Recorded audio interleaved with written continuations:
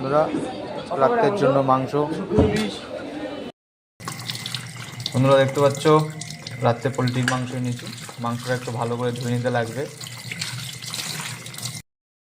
বন্ধুরা, মাংসটা ধোয়া হয়ে গেছে পুরোপুরি ফ্রেশভাবে, দেখছো। এখন একটু সবজিটা কেটে নেব। বন্ধুরা দেখছো, পেঁয়াজ, আদা, রসুন, লঙ্কা, ধনিয়া পাতা কেটে নিয়েছি সব।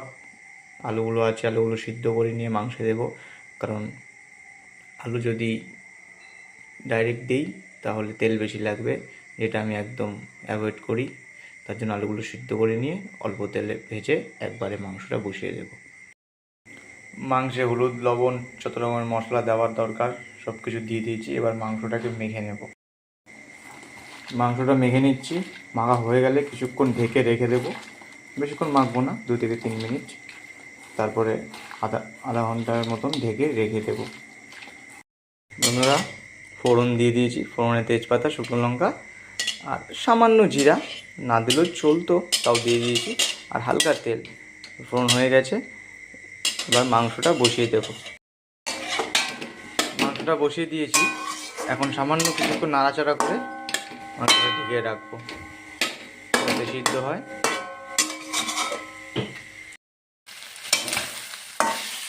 মাংসটা কষিয়ে নিচ্ছি। আর ওদিকে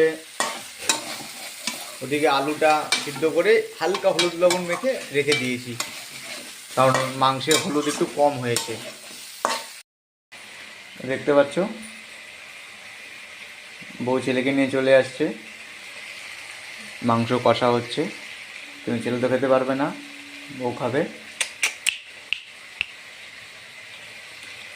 তোকে আরও 2 মাস পরে, ঠিক আছে? তো প্রায় মাংস কষে আসছে। 2 মিনিটের অপেক্ষা, ঠিক আছে? ও দেখো, ও দেখছে, ও ক্যামেরা দেখলে তাকিয়ে থাকে এরকমভাবে, ওর উপর দিকে তাকায়।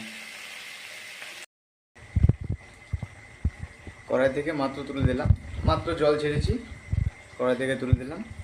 খাচ্ছে। কেমন হয়েছে একটু জানিও, ক্যামেরাতে জানাবে না জানি। কেমন হয়েছে?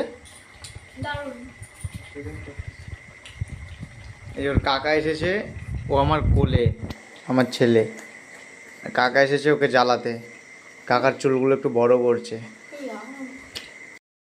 বললাম যে কাকা এসেছিল ওকে দেখতে, কাকা কোলে নিয়ে ওকে ঘুম পাড়ানোর চেষ্টা করছে।